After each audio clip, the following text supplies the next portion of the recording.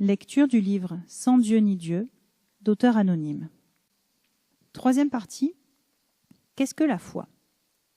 Peut-être aurais-je dû commencer par cette question.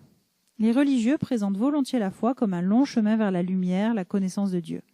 Pour ma part, je préfère la vision de l'écrivain et philosophe Frédéric Lenoir. Il fait une excellente synthèse de la question. Nous avons tous une forme de foi, c'est-à-dire que nous adhérons viscéralement, de manière plus affective que rationnelle, à un idéal, une personne, une valeur qui est le moteur de notre existence. Je définirais cette foi fondamentale comme un mélange de croyance, de confiance aimante et d'espérance. Elle commence avec le bébé qui a une foi totale en ses parents. C'est cette adhésion de tout son être envers des personnes auxquelles il croit qui lui permet de s'abandonner et de grandir. À partir de cette première expérience, l'homme gardera toute sa vie une forme quelconque de foi. Celle-ci peut évidemment se porter sur Dieu, mais chez beaucoup de gens, elle n'a pas une connotation religieuse. Ça peut être la foi dans un idéal, en l'homme, en la vie. En effet, je te l'avoue, mon ami, je n'ai plus la foi religieuse, mais j'ai bien la foi en la vie et en de nombreux idéaux. Vu sous l'angle de Frédéric Lenoir, renoncer à ses croyances revient donc à réorienter tout simplement sa foi fondamentale vers des idéaux non religieux. Ceux-ci peuvent être pleinement cohérents avec notre culture religieuse.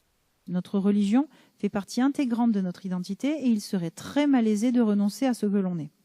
Nous avons besoin de cohérence et nul besoin d'une crise identitaire pour prendre du recul sur ses croyances.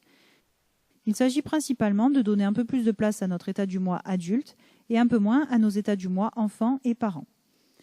Ma vision de l'appartenance religieuse est très ouverte.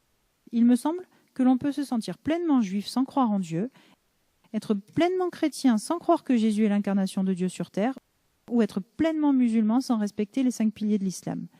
Je suis juif, chrétien, musulman, hindouiste ou shintoïste, car c'est l'histoire de ma famille et de mon peuple, car c'est ma culture et que je l'aime, car je fais mienne les valeurs que porte ma religion, mais car il s'agit de ma liberté, j'exerce mon droit de réserve sur ce que me dicte ma raison.